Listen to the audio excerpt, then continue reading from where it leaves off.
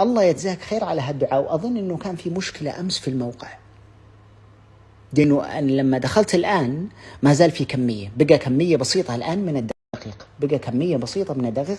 ولكن على أي حال إذا تبي تشتري دقيق قمح عشان يرتاح جهازك الهضمي بإذن الله تعالى، تأكد أول شيء يكون طري. قوة الجلوتين تكون من 200 إلى 350.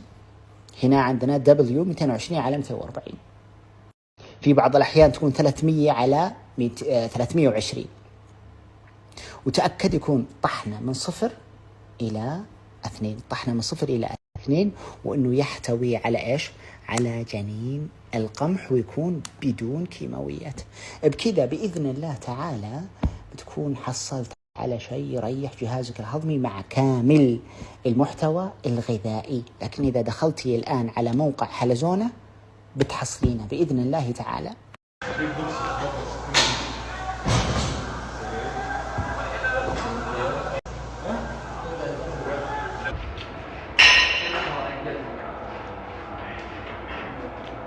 عشان